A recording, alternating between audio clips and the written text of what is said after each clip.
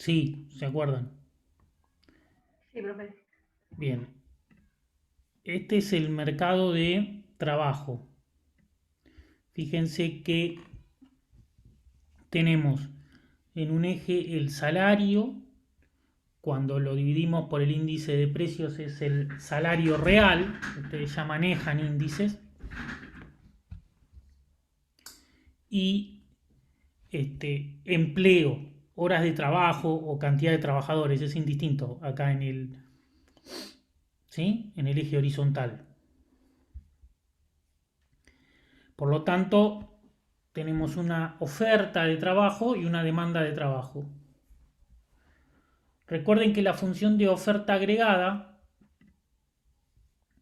eh, se determina en el mercado de trabajo, fundamentalmente por la demanda de trabajo.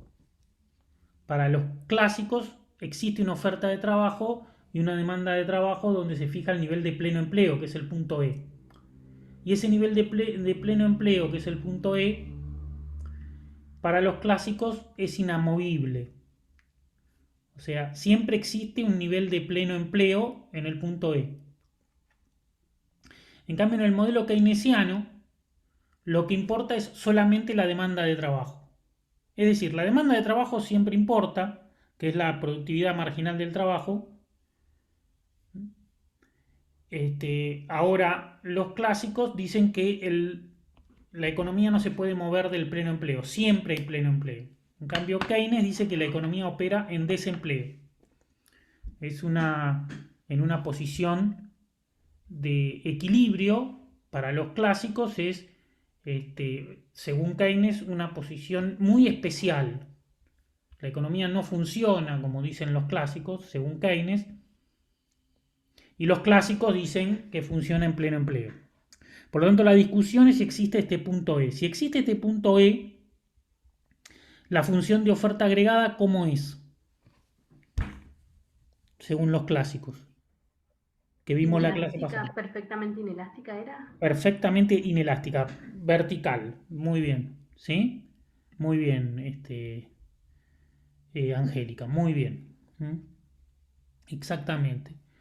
Es decir, no se puede, se produce una determinada cantidad de bienes y servicios, que es el nivel de producción de pleno empleo.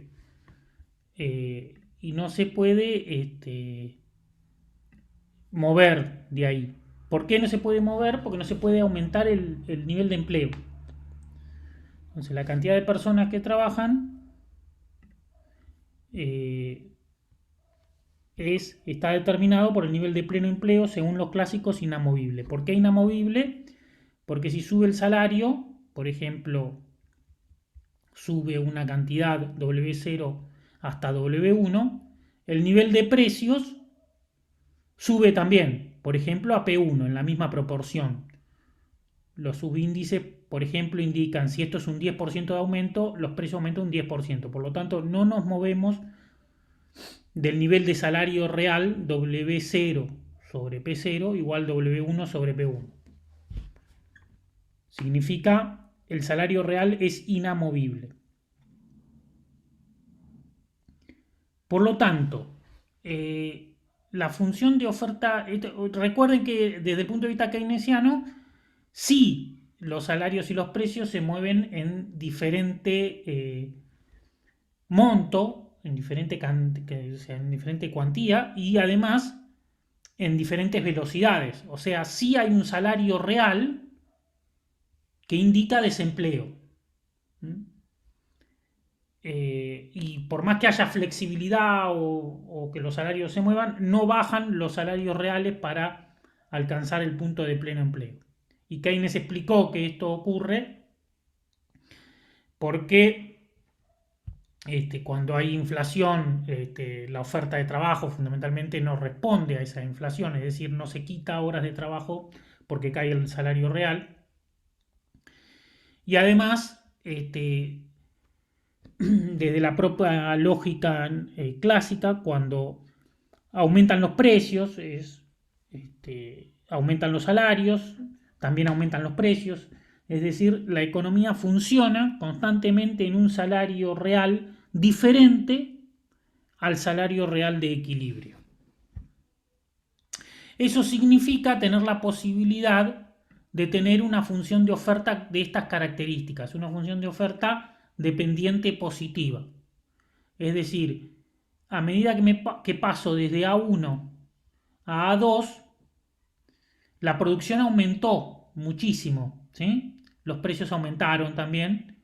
¿Y el salario qué pasó? Acá el salario quedó constante. No estamos hablando del salario. Entonces siempre suponiendo el mismo nivel de salario. Entonces, fíjense que a medida que avanzo en la función de oferta agregada de pendiente positiva, significa un salario real cada vez menor que compatible con un nivel de empleo cada vez mayor. Si el nivel de empleo es cada vez mayor, el nivel de producción es cada vez mayor. Bueno, fíjense que para niveles bajos de producción y de empleo, cualquier aumento de producción es muy significativo. O sea, las variables precio reaccionan muy poco y la variable producción y empleo reaccionan mucho. Para niveles altos de empleo pasa al revés. Un gran aumento de precio implica un pequeño aumento de producción. Eso explica que la función de oferta agregada es muy elástica para niveles bajos de producción y muy inelástica, como dijo Angélica, para niveles altos de producción. Entonces, y niveles altos de producción significa niveles de alto empleo, niveles cercanos al pleno empleo. Cuando llegamos al pleno empleo, la función de oferta agregada se hace vertical. Entonces, la función de oferta agregada es elástica para niveles bajos de producción y empleo, se va haciendo cada vez más inelástica hasta niveles altos de empleo donde se hace muy inelástica y perfectamente inelástica, o sea, una línea clavada vertical en el nivel de pleno empleo.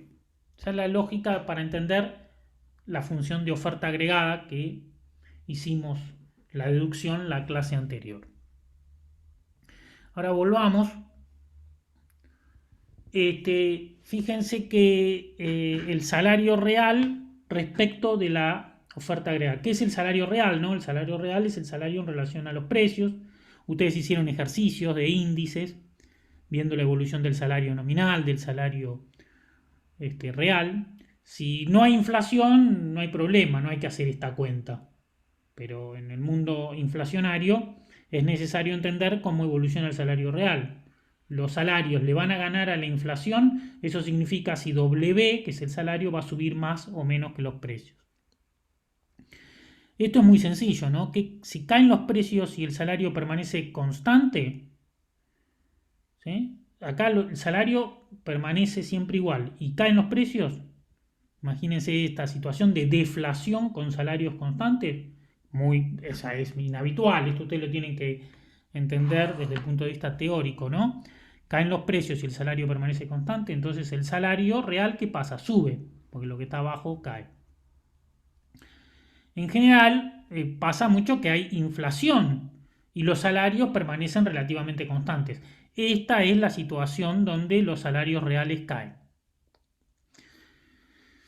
Y más de manera práctica lo que ocurre en general es qué pasa entre la carrera entre salarios y precios. Cuando los salarios suben nominales más que el aumento de precios, los salarios le ganan a la inflación, eso significa aumento de salario real. Inversamente, si los salarios suben y los precios, perdón que estoy admitiendo a alguien, y los precios suben, pero los precios le ganan a la inflación, es decir, la inflación le gana a la subida de salarios, eso significa que el salario real cae. Entonces repito, esta situación es la situación donde el salario real sube. ¿Por qué? Porque los salarios le ganan a la inflación. Y esta otra situación es la situación donde el salario real cae porque la inflación o aumento del índice de precios, le gana al aumento del salario. ¿Sí?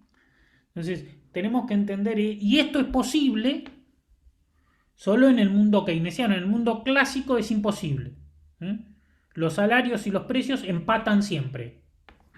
Entonces recuerden esto, en el mundo clásico los salarios y los precios empatan siempre. 0-0 todos los partidos. En cambio, en el mundo keynesiano es posible que los salarios reales caigan, que haya desajustes entre salarios y precios. Es por eso que la función de oferta agregada tiene pendiente positiva. A medida que subo... Profe, Sí, escucho. para los clásicos siempre pataban porque subían o bajaban de manera proporcional, ¿no? Ambos. Sí, para los clásicos siempre, si sube el salario, nuevamente, si sube el salario hasta W1, los precios suben hasta P1. Por lo tanto, W1 sobre P1 igual W0 sobre P0. No nos podemos mover de E. Si sube 10% el salario, los precios suben 10%. Suponemos que esto es 100 sobre 100, entonces esto es 110 sobre 110. Si siguen subiendo, 120 sobre 120 o 180 sobre 180, que es siempre 1 en esta cuenta. Siempre da el mismo nivel de salario real, inamovible. Para los clásicos, el salario real es inamovible.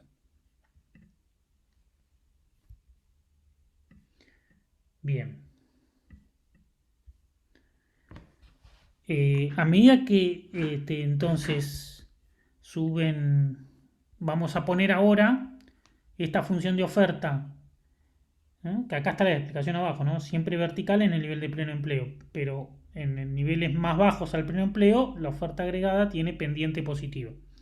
Entonces vamos a hacer esta función de oferta. Fíjense, en este nivel que llegamos acá, es como que la oferta agregada se hace una línea recta.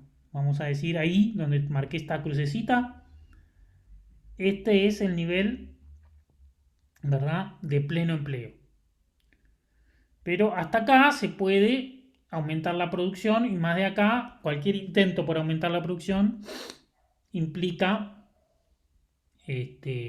aumentos de precios. Entonces, vamos a decir que la oferta agregada muestra qué hay detrás de la oferta agregada. Muestra el funcionamiento del mercado de trabajo. ¿Y la demanda agregada qué mostraba? ¿El equilibrio en qué mercados?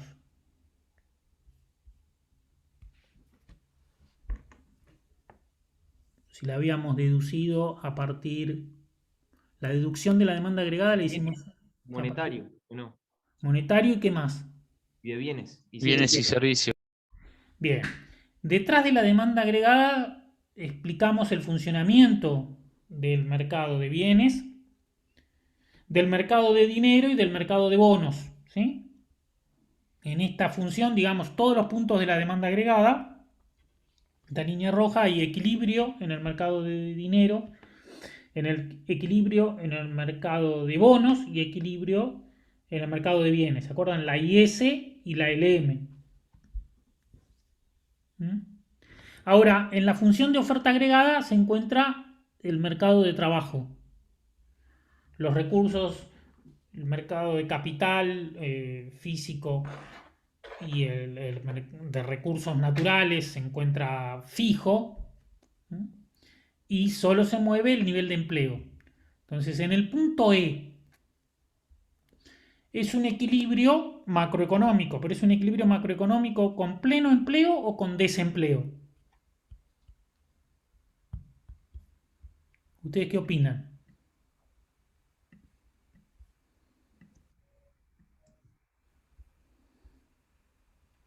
¿Puede repetir, profe? El punto E es un equilibrio macroeconómico. Está sobre las funciones ¿Tiene de macroeconómicas. pleno empleo? Con desempleo sería, ¿no? Con desempleo, muy bien. ¿Por qué? Porque el pleno empleo está acá. Para llegar a un equilibrio con pleno empleo, tendría que cortar a la función en su tramo vertical. La demanda agregada tendría que cortar a la oferta agregada cuando la oferta agregada es vertical. Por lo tanto, el punto E es un equilibrio macroeconómico con desempleo. ¿Sí? Fíjense que los precios pueden seguir subiendo, es decir, seguir bajando el salario real para alcanzar un nivel más alto de producción. Entonces, este famoso gráfico oferta agregada, demanda agregada, cuando se encuentra en este tramo de pendiente positiva, es un equilibrio macroeconómico con desempleo. O es un equilibrio macroeconómico, algunos dicen, de corto plazo. En el largo plazo tendríamos pleno empleo. Es decir, corto plazo y largo plazo en términos macro significa el pasaje desde el desempleo hasta el pleno empleo. Eso es lo que admite esta visión macroeconómica, ¿sí? Esta visión macroeconómica que es una síntesis entre los clásicos y los keynesianos. O sea, está bien, puede haber desempleo, los clásicos dicen no puede haber desempleo. Y esta síntesis dice, bueno, está bien, hay desempleo, pero en el corto plazo. En el largo plazo funciona la economía como dicen los clásicos. En el corto plazo funciona como dice Keynes y en el largo plazo funciona como dicen los clásicos. ¿Cuánto hay entre el corto y el largo plazo? Eso depende de cada caso, no es una cuestión de temporalidad física, es decir, un mes, 2 meses, 8 años, no, es una cuestión de cuándo se producen los ajustes. Antes de que se produzcan los ajustes, después que se producen los ajustes. ¿Cuánto tarda ese ajuste? Y depende de cada sistema macroeconómico en particular. Al respecto, veamos estos dos gráficos, donde marcamos dos casos extremos. ¿Sí?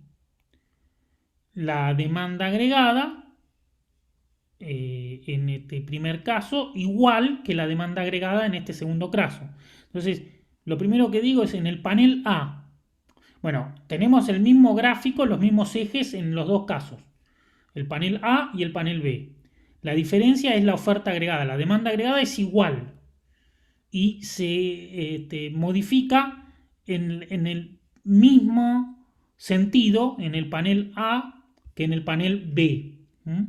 Se mueve para allá. La diferencia entre el panel A y el panel B es que efectivamente en el panel A se produce un aumento de producción, en cambio en el panel B se produce únicamente un aumento de precios. Estos son los dos casos extremos, el caso keynesiano y el caso clásico. Entonces, ¿qué me dice esto? Que es efectivo hacer política de demanda agregada. ¿Qué es hacer política de demanda agregada? Les pregunto a ustedes. ¿Qué es hacer política de demanda agregada? La política fiscal y monetaria. Exactamente.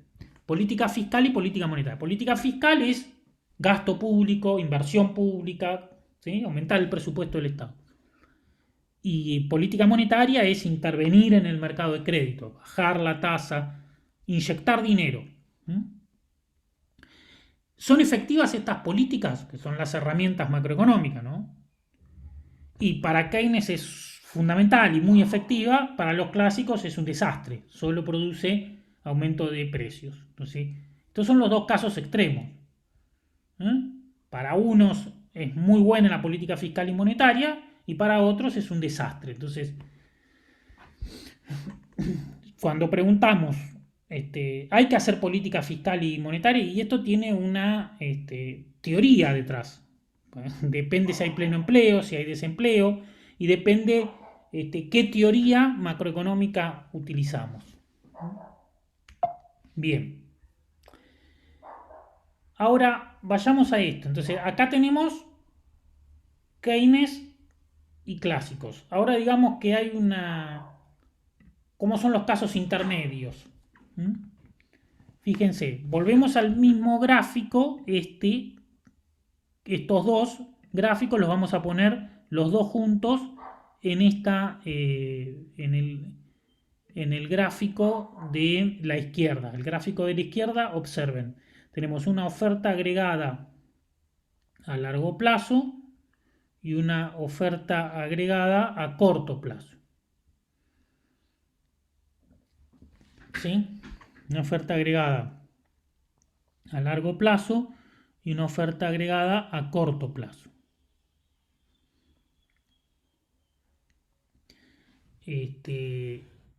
O sea, son estos dos gráficos. Esta oferta agregada de corto plazo y esta oferta agregada de largo plazo. La oferta agregada clásica, cuando la vemos en este análisis de síntesis entre los dos enfoques, es la oferta agregada de largo plazo. Y la oferta agregada keynesiana, cuando lo vemos en este enfoque de acá abajo de síntesis, la oferta keynesiana es la oferta de corto plazo. Oferta agregada de corto plazo. CP es corto plazo, LP es largo plazo. Entonces, nuevamente hacemos lo mismo que hicimos acá arriba. Desplazamos la demanda agregada hacia la derecha. ¿Por qué? Porque, como dijo ahí la compañera, se aplica una política de demanda agregada, es una política fiscal expansiva, o una política monetaria, o una política de expansión del gasto. El Estado interviene para inyectar recursos.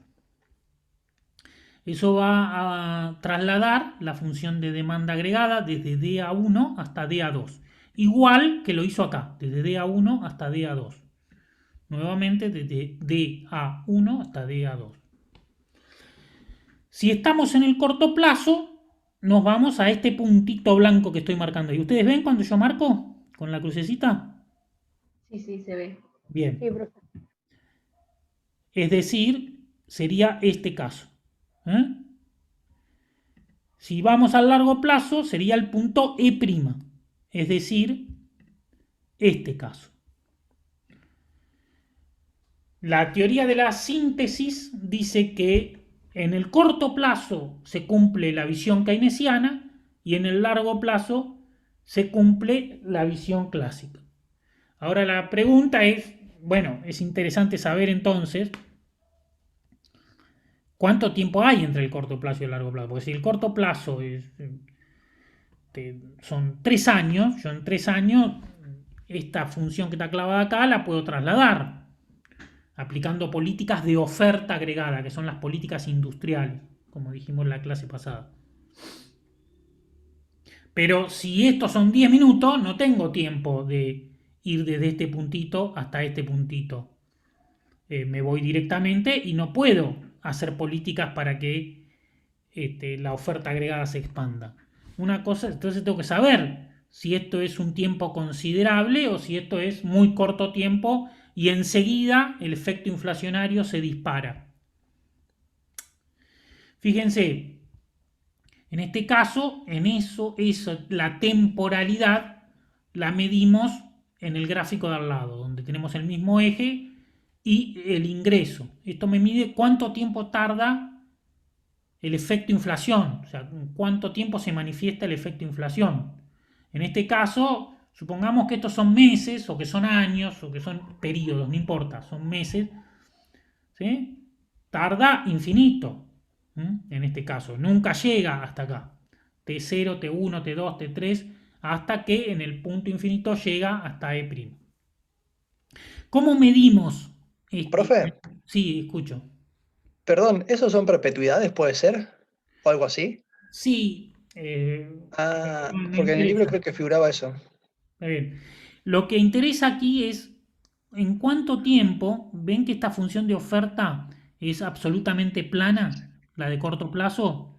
En el momento 1, t igual 1, la función de oferta agregada no es más esta absolutamente plana. Es una función de oferta agregada bastante plana, como esta violeta que está acá, pero no absolutamente plana. ¿Por qué? Porque hubo un estímulo en la economía y los precios reaccionaron, la economía se movió, aumentó la producción, pero no hasta acá, sino hasta acá. O sea, en T1 hubo una corrección, un ajuste de precios. Se hizo más, digamos, dejó de ser horizontal la función de oferta agregada, se hizo más vertical la función de oferta agregada. En el tiempo 2, o sea, en el periodo 2, fíjense que la oferta agregada se verticalizó un poquitito más todavía, pasó de acá a acá. Entonces pasamos a esta línea azul o celestita, ¿no? Ahí. En el t igual 1. En el t igual 2, todavía más. Y en el t igual 3, todavía más. O sea, fíjense cómo se va haciendo cada vez más vertical, de completamente plana, se va haciendo cada vez más vertical la función de oferta agregada hasta que se hace completamente vertical. Es decir, la función de oferta agregada en el corto plazo absolutamente plana se va haciendo cada vez más vertical en el sentido de las agujas del reloj, ¿verdad? Hasta que llega a su posición vertical. El asunto es cuánto tarda en pararse la función de oferta agregada, de ser completamente plana a su posición exactamente vertical. ¿Cuánto tarda? Porque si tarda muchísimo o si tarda poco no es neutral. Si tarda mucho hay tiempo para hacer políticas industriales de expansión de la oferta. Ahora, si esto no puede ser posible, si es inmediato, el estímulo que recibe el aumento de la producción la oferta no aumenta, la oferta agregada se va haciendo cada vez más vertical.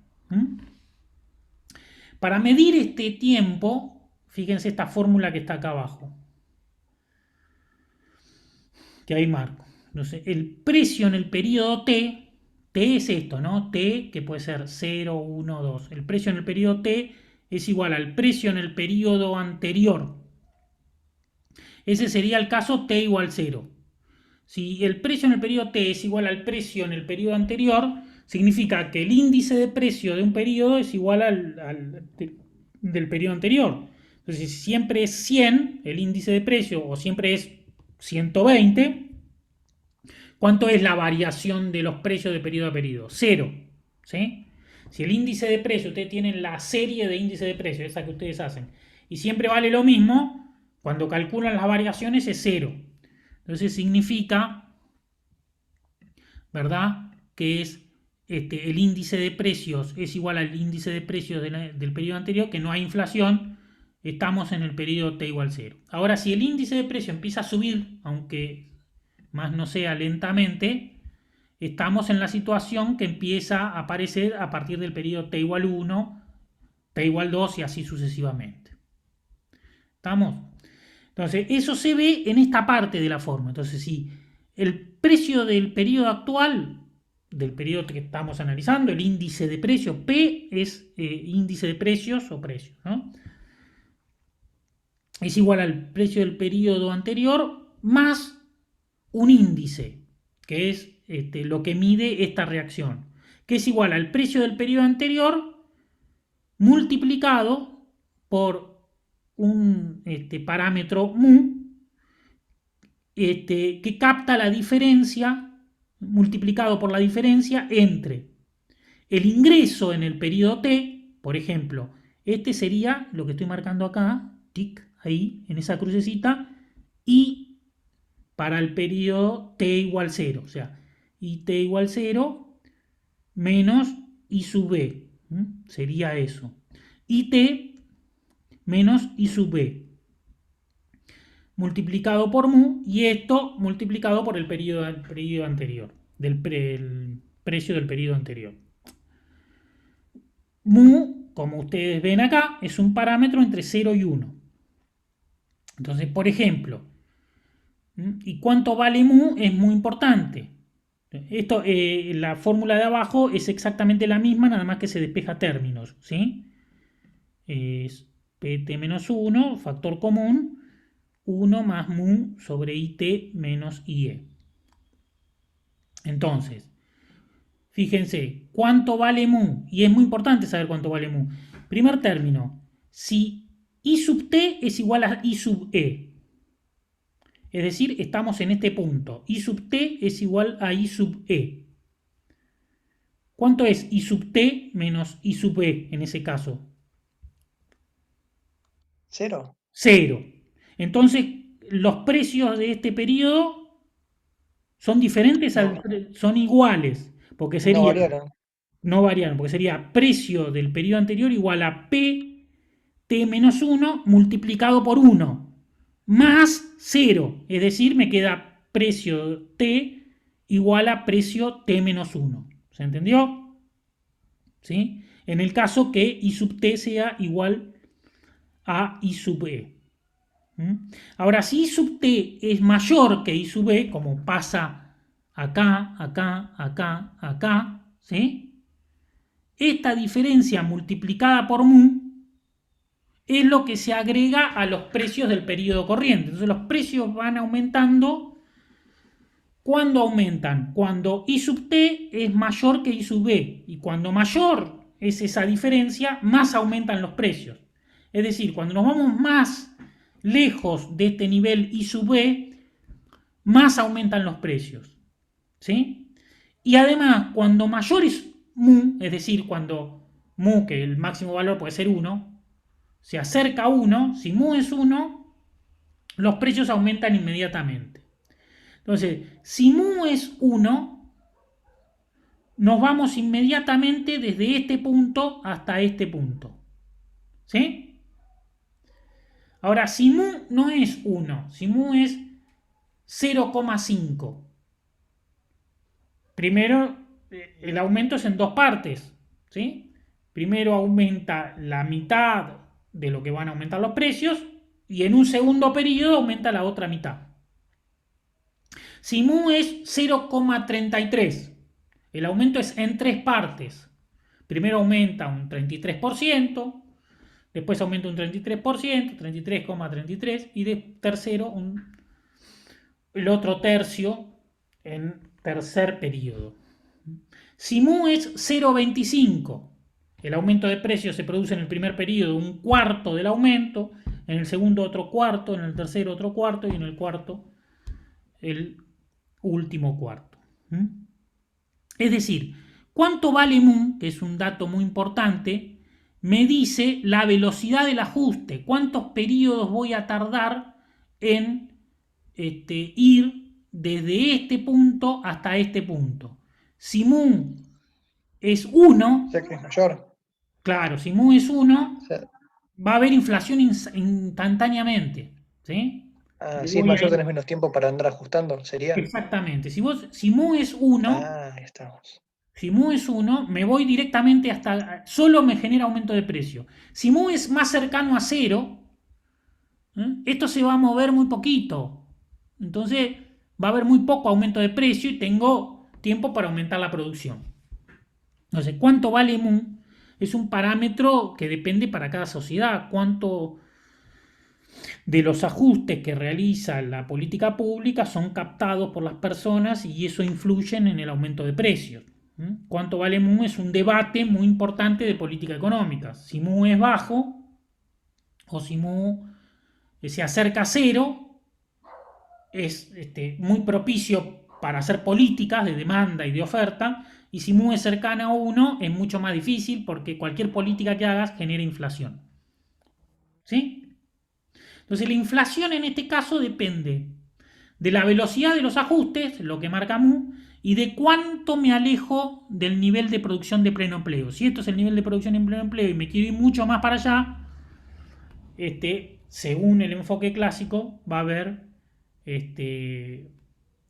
mucha inflación. Y según el enfoque que reúne la política keynesiana y la política clásica, en el corto plazo va a haber un aumento de producción, pero en el largo plazo va a haber solo aumento de precios. ¿Sí? ¿Preguntas? ¿Eso tiene que ver, digamos, ahí interviene la capacidad ociosa? Claro, si hay capacidad ociosa significa que no estamos en un punto de pleno empleo. Si hay capacidad ociosa significa que la utilización de la capacidad instalada para producir es baja, por lo tanto puede aumentar la producción. ¿Está? Y, profe, perdón, usted dijo que U marca la velocidad con que va a aumentar el precio y la producción. U marca la velocidad con que van a aumentar los precios. ¿sí? Por lo tanto, acá hay una carrera entre precio y producción. Fíjate que si estoy en este punto, acá no hay aumento de precio y hay aumento de producción. Si estoy en este punto, hay un aumento de precio y también un aumento de producción, pero menos. En este punto hay aumento de precio y este aumento de producción. En este punto hay menos aumento de producción y más aumento de precio. Y en este punto hay solo aumento de precios y nada de producción. Por lo tanto, al marcar cuánto a la velocidad que aumentan los precios, indirectamente también está marcando la velocidad que aumenta o que se desacelera el nivel de producción. ¿Sí? Profe, y esto sería que cuanto use a lo más chico posible, más es mejor, digamos, para el país, ¿o no? Sí, es mejor para hacer política, digamos. ¿Sí? Lo ideal para el país es que vos estés en un nivel de pleno empleo, de máxima producción, que no haya inflación, que aumente la productividad, que aumente la producción, es decir, que no haya inflación, que aumente la producción, que haya pleno empleo y que constantemente se esté aumentando la inversión. Es más o menos como ganar todos los partidos 3-0 y salir campeón. Es imposible. Es decir, es lo que quiere todo el mundo. El asunto es cómo se logra eso. Para eso tenés que saber en qué punto estás parado, si estás en una situación de pleno empleo, si no estás en una situación de pleno empleo, si hay margen. Muy bien lo que preguntó recién sobre la capacidad ociosa, ese también es otro indicador a mirar. Porque no es lo mismo hacer política, por ejemplo, en el año 2002, eso es un debate en la economía argentina, hubo un estímulo de demanda agregada muy importante, que para la teoría clásica eso es criminal, porque solo generaría inflación. Sin embargo, es muy poca la inflación que se generó en relación al aumento de producción. ¿Por qué pasó eso? Porque la capacidad instalada de la economía era muy baja, se estaba utilizando menos del 30% de las maquinarias que hay o de las fábricas estaban funcionando a un 30% de sus posibilidades. Entonces, hacer un estímulo implica que para producir solo hay que enchufar las máquinas que están ociosas y comenzar a producir. Y además, el salario no aumenta demasiado. ¿Por qué? Porque no hay competencia por trabajadores. ¿Por qué? Porque hay una fila de personas buscando trabajo. Entonces, una situación de alta desempleo, donde todo el mundo está buscando trabajo. Aceptan el salario que le den. No hay mucha competencia. El salario aumenta en términos de mercado cuando hay mucho tironeo entre las empresas peleando por los mismos trabajadores. Entonces, yo necesito trabajadores y no hay. Soy una empresa, necesito contratar personas, pero está todo el mundo ocupado, tengo que pagar un salario más alto. Ahora, si está todo el mundo desocupado y soy una empresa, tengo una fila pongo un aviso, necesito una persona para tal trabajo y tengo una fila de 2 cuadras. Bien, eso es el típico del año 2002. Por eso es que no hubo tanto inflación y sí hubo aumento de la producción. Como en este caso. Fíjense, acá tenemos la oferta agregada que tiene esta forma. Fíjense que se va haciendo cada vez más vertical. ¿Por qué se desplaza la oferta agregada? Entonces vimos que la oferta agregada a lo largo de la oferta agregada lo que cambia es el salario real, los costos, básicamente. Los desplazamientos de la oferta agregada se deben a dos cuestiones. Uno son los shocks negativos, que es un costo generalizado para toda la producción. Por ejemplo, un tarifazo. El ejemplo típico de los libros de texto son los shocks petroleros del año 73, del año 79, donde el petróleo, que se usaba mucho más que ahora en la industria, se multiplicó por 3, o sea, pegó un salto muy importante el precio del petróleo. Entonces todas las industrias usan el petróleo como insumo. Los precios de los productos son inmediatamente más altos, porque las empresas trasladan ese costo a los precios. Igual que si hubiera aumentado el salario. O sea, ¿qué tienen en común todas las empresas? Que todas utilizan trabajo. Pero hay otros insumos clave, como por ejemplo el petróleo, que también es fundamental en el uso de la producción. O la energía eléctrica, o las tarifas que aumentaron muy fuertemente después del año 2015 en Argentina. Eso produjo una recesión importante. O sea, hubo una recesión en Argentina en parte explicado por esto, por el ajuste tarifario del año 2015, tan repentino y tan rápido, hizo que la oferta se desplace desde esta posición hasta esta posición. Entonces, ¿por qué se desplaza? ¿Cómo se explica el desplazamiento negativo, o sea, los shocks negativos, por aumento de algún costo generalizado que usan todas las empresas? Por ejemplo, el precio del petróleo, la energía eléctrica, las tarifas de servicios públicos. Eso, además de tener un impacto en el consumo, porque las familias tienen menos ingresos disponibles al tener que pagar dentro de sus gastos de consumo un servicio más alto, tiene un efecto sobre la producción, porque además de ser un servicio que se consume, es un insumo muy importante en gran parte de la industria. Muchos productos que se producen, todos los productos utilizan en más o en menos energía para ser producidos. Eso significa un aumento de costos y un desplazamiento hacia atrás de la función de oferta agregada. Ahora vayamos a la parte virtuosa de esto. ¿Por qué se desplaza la oferta agregada hacia la derecha? ¿Sí? Fíjense que los desplazamientos son independientemente de la pendiente de la función de oferta agregada. Si esto fuera vertical acá, para allá se va, aunque el shock negativo, y para allá por el shock positivo. ¿Cuál es el shock positivo? Es la política industrial, o sea, las políticas de innovación. Las políticas de innovación o la política industrial son las políticas que permiten a la industria producir más con los mismos costos. Eso significa aumentos de productividad, la famosa innovación. Si yo no utilizaba informática en el proceso productivo y ahora utilizo, cosa que pasa en fines de los 80, principios de los 90 en toda la industria, a nivel mundial, el aumento de productividad es importante. Si yo no utilizaba petróleo y utilizo petróleo, cosa que pasa a principios del siglo XX, el aumento de productividad es importante, entonces la oferta agregada se desplaza hacia la derecha. Entonces, las innovaciones tecnológicas, ¿qué es una innovación tecnológica? Algo que permite introducir un nuevo producto en el mercado o un nuevo proceso. O sea, cómo se hacen las cosas se hacen de manera más productiva.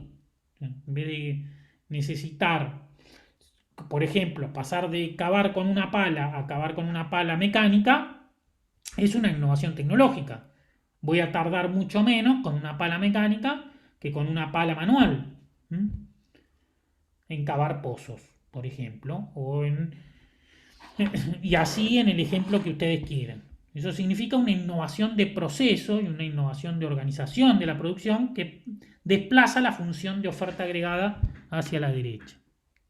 Esa es la típica política industrial, desplazar la oferta agregada hacia la derecha.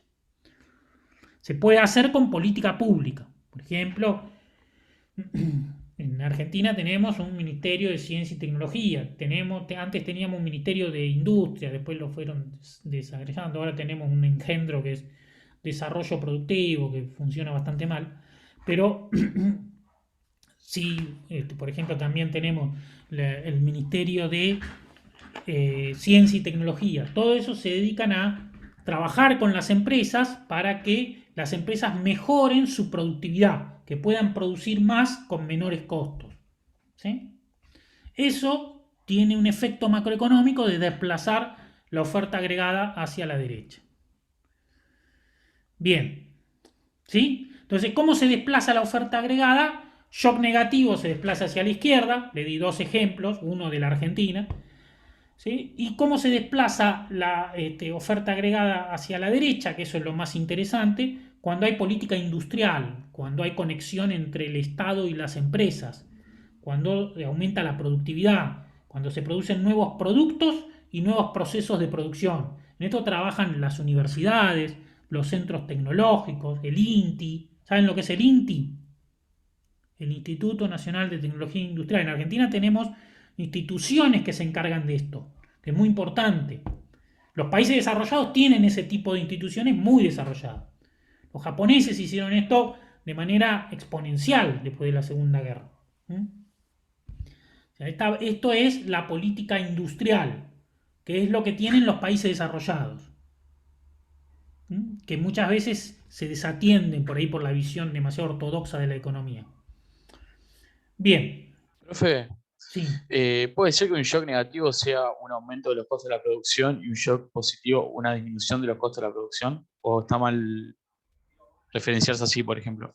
No, porque un shock es algo repentino. ¿No? Imagina un shock. Un aumento de costo puede ser que se dé en el tiempo. Esto es cuando de un momento a otro pasa que hay un golpe, ¿sí? Entonces eso... Claro, yo me refiero como un aumento del costo de producción, porque como dijo usted que aumentaba el precio del petróleo, entonces la producción te cuesta más hacerla, entonces te produce un shock negativo. Claro, porque Y como una disminución en los costos vos tenés que pensar en el petróleo como costo, ¿sí? No como consumo de nafta, por ejemplo, sino como consumo de gasoil para la cosecha o como consumo de energía que utiliza una fábrica para producir. está bien. ¿Sí? Entonces, eso genera aumento de costos en la industria, a escala industrial hay que pensarlo, ¿sí? Pero está bien. Y esto Profe, también, pensarlo en la escala industrial. Esto es el mundo moderno es industria, no es campo, es industria. Lo que se le aplica al campo es industria. Los países desarrollados son países industriales, no son países primarios. profe, Sí. y ese shock, un shock positivo podría ser también, por ejemplo, porque bajan los impuestos de golpe, digamos, se sacan muchos impuestos. No, eso es política de demanda, ¿sí? Por ejemplo, si vos bajás impuestos, depende de qué tipo de impuesto, aumenta la demanda, ¿sí? Si vos bajás impuestos a la producción, en general eso no funciona porque hay apropiación de parte de las ganancias. Puede ocurrir que los impuestos expliquen movimientos en los precios, pero que aumente poco la producción. No desplazan la función de oferta agregada, ¿sí? Los impuestos son más políticas de demanda, no de oferta. Ah, ok. Bien. Veamos esto. Entonces, finalmente, lo que estudiamos acá en macro son políticas de demanda, o sea, la política fiscal y la política monetaria. Dentro de la política fiscal, la expansión es o aumentar el gasto o bajar los impuestos. De las dos formas se puede expandir la demanda agregada hacia la derecha. Y en un caso normal, digamos, si partimos de una política de demanda agregada, aumenta la producción, pero también aumenta los precios. ¿De qué depende esto? De la pendiente de la función de oferta agregada. ¿Qué pasaría si estamos en el caso clásico? ¿Funciona esto?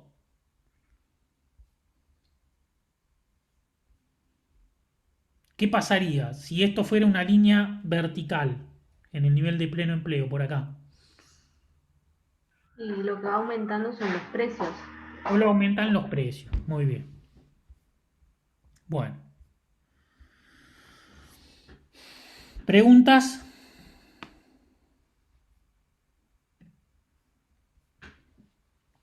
Bueno, les he dejado la clase escrita en el campus.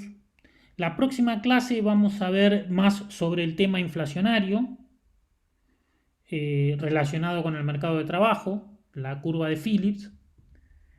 Y la otra clase vamos a ver más economía abierta. Le pido que me consulten por el foro o si tienen alguna duda.